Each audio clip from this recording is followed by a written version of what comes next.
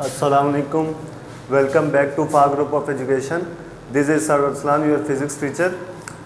आज हम स्टार्ट करेंगे क्लास 9 कहें या फर्स्ट ईयर कहें, दोनों के लिहाज से मोस्ट इम्पोर्टेंट टॉपिक। अगर फर्स्ट ईयर के लिहाज से देखें तो हमारे पास है चैप्टर नंबर 5, और यही चैप्टर अगर आप देखें इस टॉपिक्स के तो 9 क्लास में चैप्टर नंबर 8 में आपको मिलेंगे, जो आपके पास है वर्क, पावर एंड एनर्जी। तो इस चैप्टर में हम डिस्कस करेंगे वर्क के बारे में, उसकी केसेस के बारे में कि किस कंडीशन में वर्क किस तरीके से मौजूद होता है, इसी तरीके से इसमें एनर्जी और पावर के बारे में डिस्कस करेंगे। और आज की वीडियो में हम डिस्कस करेंगे सबसे पहले वर्क के बारे में, उसके डिफरेंट केसेस हैं उनको डिस्कस करेंगे। इसके साथ ही हम डिस्कस करेंगे वेरिएबल फोर्स।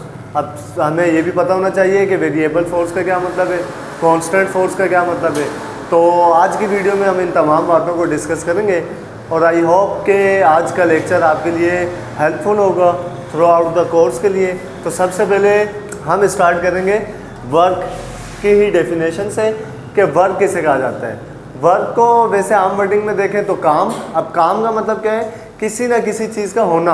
अब किस चीज़ का होना, जब भी किसी भी फिज़िकल कंडीशन में अगर बात करें, जब भी कोई भी आपके पास एक ऑब्जेक्ट मौजूद है, अगर इसके ऊपर फोर्स अप्लाई की जाए, फोर्स अप्लाई करने से ये ऑब्जेक्ट अपनी पोजीशन को चेंज करे, अब पोजीशन चेंज होगी, then we can say that the work is done, तब हम कहेंगे कि वर्क हुआ है। यही कंडीशन हमारे पास सिंपल आम डेली लाइफ में भी है।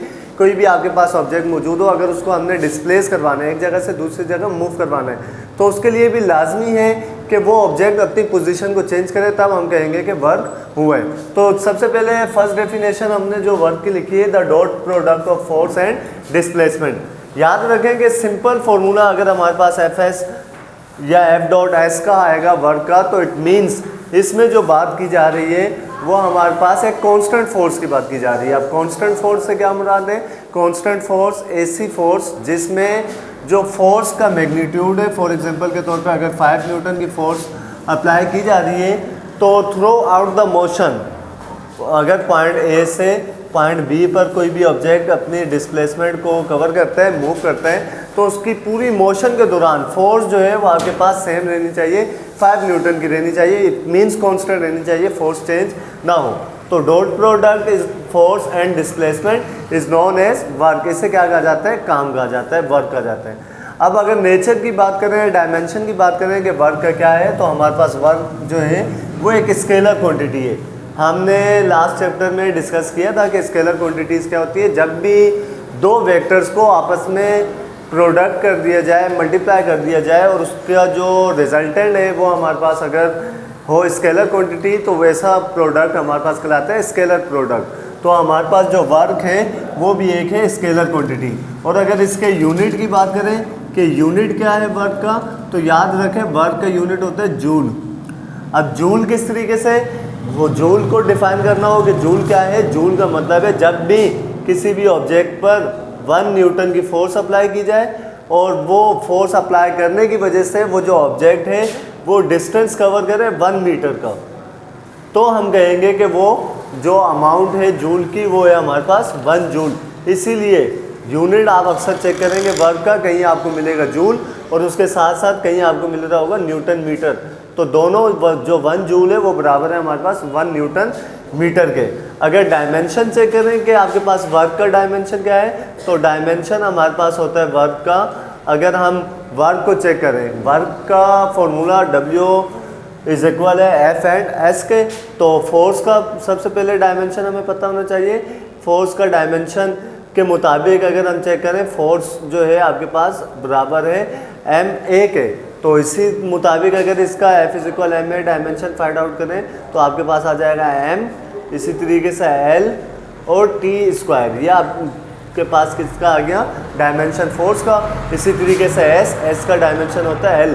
तो आपके पास जो वर्क है उसका डायमेंशन बनेगा एम एल स्क्वायर और टी की पावर -2। ये है हमारे पास वर्क का डायमेंशन। इसी तरीके से अगर हम इसके केसेस की बात करें, तो डिफरेंट केसेस हैं हमारे पास वर्क के। 3 केसेस दिए जाते हैं कि पॉजिटिव वर्क, जिसे मैक्सिमम वर्क भी कहा जाता है, इसी तरीके से मिनिमम वर्क, इसका मतलब है 0 वर्क, और एक हमारे पास आता है जो होता है नेगेटिव वर्क। अब इनकी कंडीशन को डिस्कस करेंगे, क्योंकि सब डिपेंड करता है इसके थीटा पर, एंगल कितना है, एंगल के साथ इसके जो वर्क के केसेस है वो चेंज होंगे। वही हमारे पास पॉजिटिव वर्क भी इसी थीटा की वजह से होगा, अगर नेगेटिव वर्क देखें इसी थीटा के चेंज होने की वजह से होगा, इसी थीटा के चेंज होने की वजह से हमें ज़ीरो वर्क मिलेगा।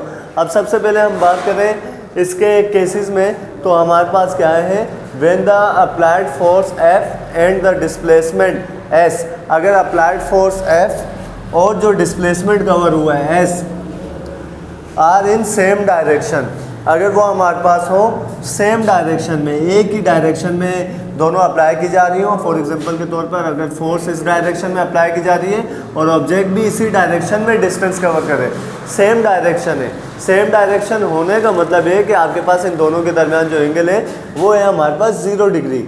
अगर फोर्स और डिस्प्लेसमेंट जो कवर हो रहा है ऑब्जेक्ट का, उस दोनों के दरमियान डिस्टेंस जो है, जो आपके पास एंगल जो है वो आपके पास 0 के बराबर हो, तो cos 0 हमारे पास बराबर होता है 1 के, इसीलिए लिखा जाएगा W = F × S।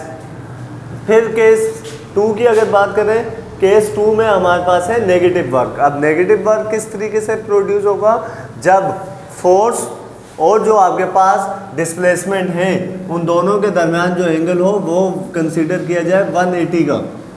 For example के तौर पर अगर देखा होगा आपने, कोई भी औरत नुमा कोई भी आपके पास जो ऑब्जेक्ट को आगे लेके जा रहे होते हैं, डिस्प्लेस करवा रहे होते हैं, मूव करवा रहे होते हैं, तो जब उसके ऊपर फोर्स अप्लाई की जाती है वो अपवर्ड डायरेक्शन में की जाती है, और जो डिस्प्लेसमेंट कवर किया जा रहा होता है वो आपके पास इन फ्रंट डायरेक्शन में किया जा रहा होता है, सामने कवर किया जा रहा होता है। तो वो क्या कंडीशन होगी आपके पास, when the applied force is in opposite to the displacement, जब अप्लाइड फोर्स जो है और डिस्प्लेसमेंट है वो दोनों एक दूसरे से अपोजिट हो, तो एंगल जो होगा वो हमारे पास कितना लिया जाएगा, 180 का, और cos 180 कैलकुलेटर की मदद से आप चेक करेंगे, बराबर होता है -1 के। तो W हमारे पास लिखा जाएगा किसके बराबर आ जाएगा, अगर cos 180 की जगह -1, तो हमारे पास वर्क बराबर आ जाएगा -FS, इट मीन्स ये नेगेटिव वर्क है। इसी तरीके से अगर ज़ीरो वर्क की बात करें कि ज़ीरो वर्क किस वक्त होगा, when the force is perpendicular to the displacement, जब फोर्स अप्लाई की जा रही है और जो डिस्प्लेसमेंट कवर हो रहा है उन दोनों के दरमियान एंगल जो हो वो 90 डिग्री हो, दोनों एक दूसरे के साथ परपेंडिकुलर हो, तो याद रखें कि cos 90 जो होता है वो बराबर होता है 0 के। तो FS × 0, तो हमें रिजल्ट क्या मिलेगा, 0 मिलेगा। इसका मतलब है कि जब आपके पास फोर्स और डिस्प्लेसमेंट दोनों एक दूसरे के साथ परपेंडिकुलर हैं तो आपके पास वर्क क्या मिल रहा है, 0 वर्क मिल रहा है, मिनिमम वर्क मिल रहा है। उसके बाद बात करें, ये तो हमारे पास कहानी थी सारी कांस्टेंट फोर्स की, जब सिंपल 5 न्यूटन की, 10 न्यूटन की थ्रू आउट द डिस्प्लेसमेंट, पूरी मोशन के दौरान उसमें जो फोर्स है वो कांस्टेंट अप्लाई की जा रही हो, तो हमारे पास ये कंडीशन आती है, ये फार्मूला यूज़ होता है। लेकिन अगर उसकी जो आपके पास डिस्प्लेसमेंट है कवर होते हुए फोर्स जो है वो कांस्टेंट फोर्स ना हो बल्कि वेरिएबल फोर्स हो, चेंज हो रही हो, जैसे फॉर एग्जांपल के तौर पे इस तरीके से पहले आपके पास फोर्स जो है वो कम अप्लाई की जा रही है, फिर ज़्यादा फोर्स अप्लाई की जा रही हो, फिर कम और फिर ज़्यादा, ये जो फोर्स है चेंज हो रही हो। अगर फोर्स चेंज हो रही है तो वो आपके पास फोर्स कहलाएगी वेरिएबल फोर्स। लिखा भी है, variable force that changes in magnitude and direction, ऐसी फोर्स जिसका मैग्नीट्यूड जो हो वो चेंज हो रहा हो as a function of time, कुछ टाइम के साथ। यहाँ देखें कुछ टाइम तक तो मिनिमम फोर्स अप्लाई की जा रही थी, फिर मैक्सिमम अप्लाई की जा रही है, फिर मिनिमम, फिर मैक्सिमम, ये चेंज हो रही है। अगर चेंज हो रही है हम कहेंगे कि वो कौन सी फोर्स है हमारे पास, वेरिएबल फोर्स है।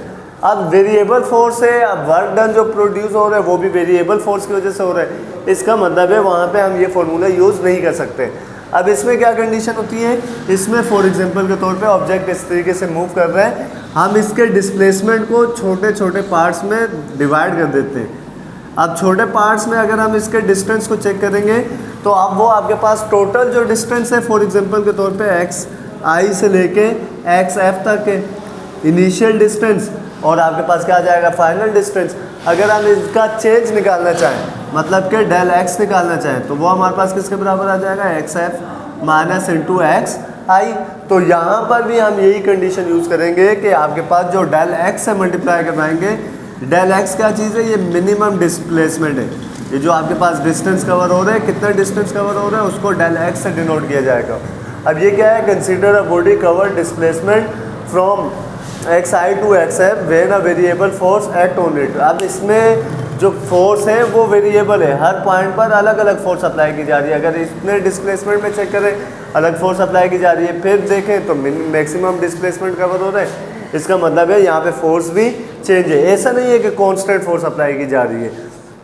तो इसमें वर्क जो होगा वो भी डिफरेंट होगा। इसमें देखें वर्क चेंज है, इसी तरीके से इस पॉइंट में देखें तो वर्क आपके पास चेंज है। ये क्यों चेंज है? क्योंकि आपके पास फोर्स जो है वो डिफरेंट अप्लाई की जा रही है। तो डिफरेंट अप्लाई करने की वजह से वर्क भी डिफरेंट प्रोड्यूस हुआ। हमने पहले वर्क को F1 के इतने हिस्से को फॉर एग्जांपल के तौर पे हमने नेम दिया W1 का, फिर आगे जो डिस्प्लेसमेंट जितना वर्क हुआ है हमने उसको वर्क 2 का नेम दिया, फिर वर्क 3 का। इस तरीके से डिफरेंट नेम दिए जा सकते हैं। अब जैसे यहाँ तो Fs था क्योंकि होल डिस्प्लेसमेंट जितना भी कवर हुआ है वो हमारे पास S है, लेकिन यहाँ पर हमारे पास आ जाएगा F इंटू x1। जो यहाँ पर डिस्प्लेसमेंट कवर हुआ जितना उसको हमने कहा x1, यहाँ पर जो डिस्प्लेसमेंट कवर हुआ है उसको हमने कहा x2, यहाँ का जो डिस्टेंस है वो हमारे पास है x3। मतलब डिफरेंट प्लेसेस पर डिफरेंट आपके पास डिस्टेंस डिफरेंट है, तो इसलिए क्या लिखा हमने डेल x1।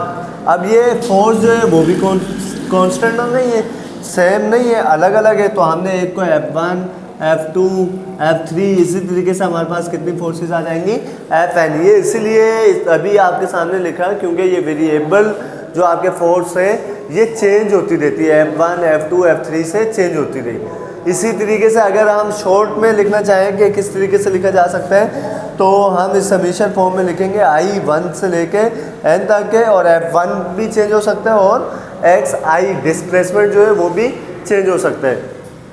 ये था हमारे पास आज का लेक्चर जिसमें हमने कवर किया वर्क की डेफिनेशन को, उसके जो डिफरेंट केसेस हैं उनको हमने डिस्कस किया, और ये देखा कि वेरिएबल फोर्स की वजह से किस तरीके से वर्क प्रोड्यूस हो सकते हैं।